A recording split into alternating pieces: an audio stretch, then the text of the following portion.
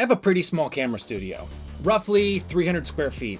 Now I know that's bigger than some, but once you add desks, workbenches, 3D printers, and that corner where you hide everything you don't want in your YouTube shots, it feels pretty tiny. And the worst part, tripods, literally everywhere. I'm always using a tripod. So keeping them in the bag is just not that practical.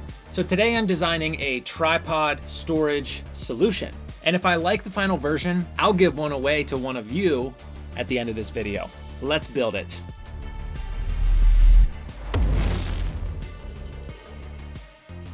This idea came to me when I wanted to make a wall bracket for this unique camera jib that I have.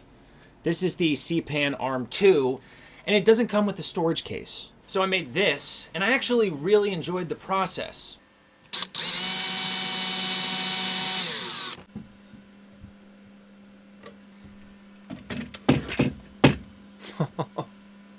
So let's do it like 3 more times.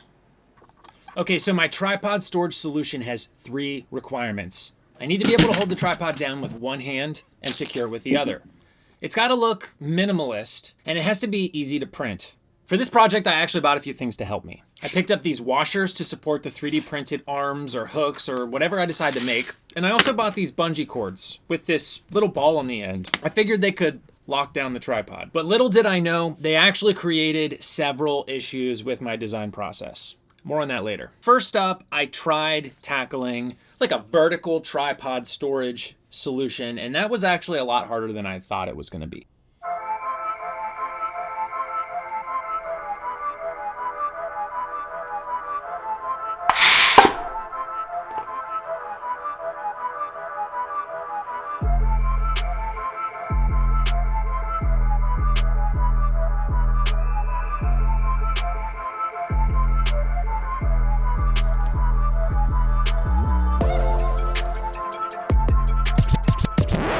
This looks like a frickin' toilet. Let's try it out.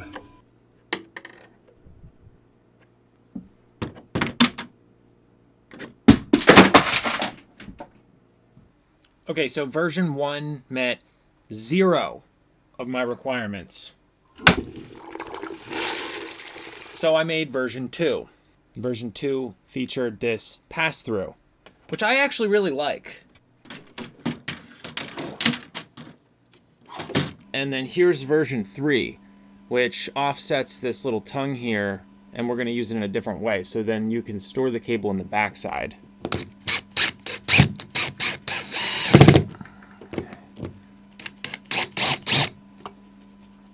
All right, so now that's in there.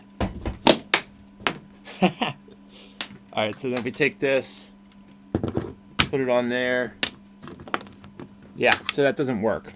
So the problem we have here is this doesn't stand far enough off the wall for this little ball to clip into place here. So, and plus, this is pretty brittle. So we're back to the drawing board. It just started to get kind of complicated. So I went back to version 2 and improved on that.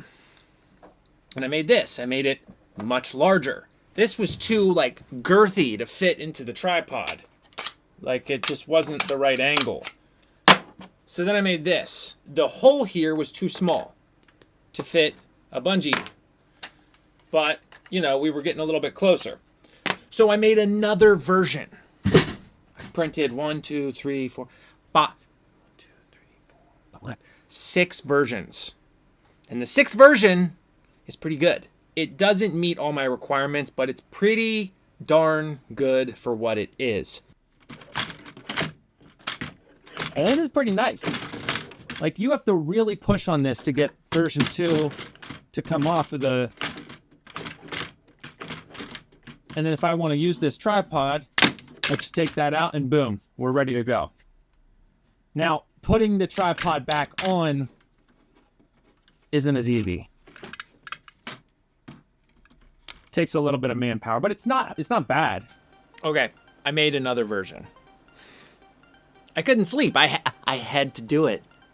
Let's see if it works.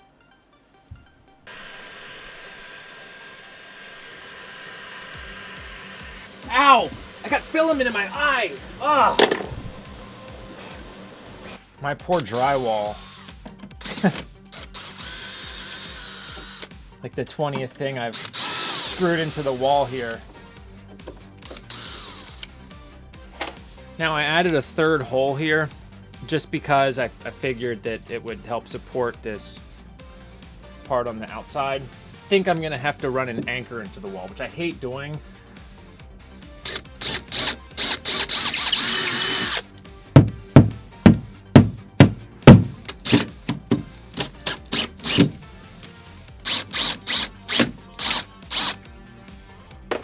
Okay.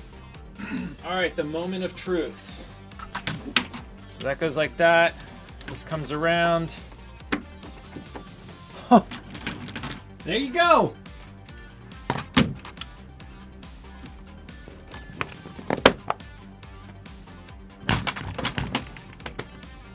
I ended up with a rather hideous product, and it technically works, but it actually chews up my drywall, which is not that great.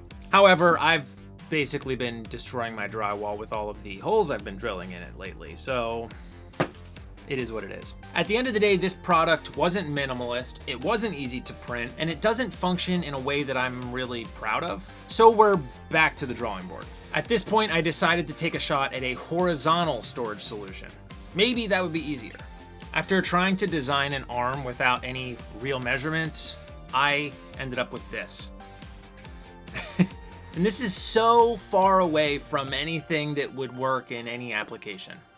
So I did what I should have done in the first place, which was modeling in a simpler media. So if you do 3D printing or any sort of product manufacturing, sometimes it's best to work in a media like cardboard or paper or something so that you can kind of get the proportions correct and then take some measurements and do, you know, the actual product. It might save you from making like 3 or 4 versions, and when a print takes like 2 hours, it might save you like 8 hours of work time, which I so desperately should have done. Anyways, here are better design proportions. So then this can kind of mount on the back side here and hook around in the front some way. Just for comparison purposes, this is the original design that I made, and this is the size that it really needs to be to support a full-sized cinema tripod. After modeling for a while, I discovered that I was designing around a limitation that was overcomplicating everything. I'm talking about these damn plastic balls. So I got rid of them, and it slimmed up my print a lot.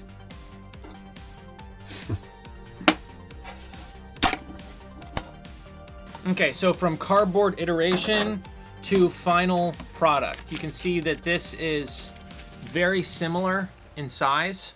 This is such a simple product that I really wish that I would have, I don't know, made earlier. It would have saved me a lot of time. I would have released this YouTube video last week, but I'm releasing it this week instead. This was a lot more challenging of a project than I thought it would be. I'll just be honest with you.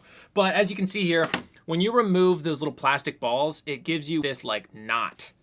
And I was able to feed the knot back behind here, and then I was left with this loop. So I created this little hook mechanism, and then this kind of comes around here and snugs up on your tripod here. I want to put the final iteration on my wall, but I don't want to completely destroy my drywall like I've done with earlier tests. So I've gotten a little bit smarter. We're going to mount this up here. Then we're going to put the tripod on and see if it works. I really hope it works, to be completely honest with you, because I've spent way too much time on this project. I enjoy this kind of stuff, but I got other stuff to do. I'm just going to put one screw in for now. We're just seeing if it works. So we just eyeballed this. The moment of truth. So test number 1, we have to be able to support the tripod with one hand.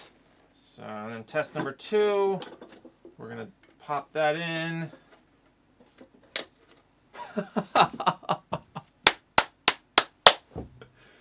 No! I mean, that's good. That's like final proof ready. Okay, to the future winner of these 2 awesome tripod mounts, I'm gonna show you how I install them. And if you win these, please watch this and install them into studs, it will make sure that your tripod doesn't come flying off the wall. For this project, you don't need these items, but it's definitely gonna help you a lot. You're gonna want a level, and you're gonna want a stud finder. So first we're gonna find our studs. Just kidding. So I'm gonna mount this up really tight to my ceiling. I got a stud right there. So I got the inner and outer spacing for the two studs. And now I'm mounting these flush to my ceiling just because I got low ceilings in here, and I'm gonna use this little washer. It slips right here into your arm, and I like to start the screws in here so you don't have to hold them. This is where your level comes into play.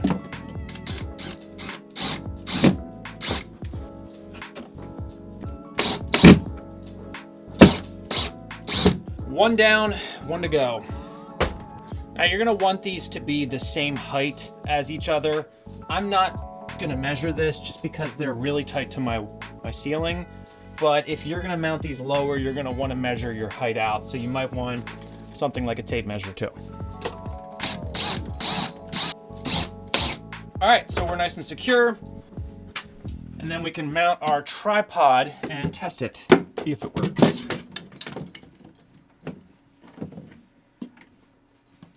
Boom.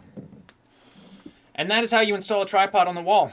Okay, thank you so much for watching this video with me. I really appreciate it. This whole project was just a little bit more time consuming than I wanted it to be, and to get from the idea in my head to the final product that I see on the table here was actually a lot more work than I anticipated. As promised, I'm gonna be giving away a set of these on my YouTube channel. There's only one rule, and that is that you have to be based in the United States. So if you're interested in entering, all you have to do is comment below and let me know what state that you live in. On Friday, March 13th, I will be picking a winner live on my YouTube channel, so feel free to check in if you'd like to see who that is. You do not have to be present on my live to win. Once I pick a winner, I will be responding to your comment on this video. As always, make sure you hit that subscribe button if you enjoyed this video. I'm always working on something new. Up next, I got some really interesting topics coming your way, so definitely stick around and check those out. If you'd like to support my channel, there's several links down below where you can purchase camera accessories or check out my Amazon affiliate links. Thanks again, and I will see you on the next one. Peace.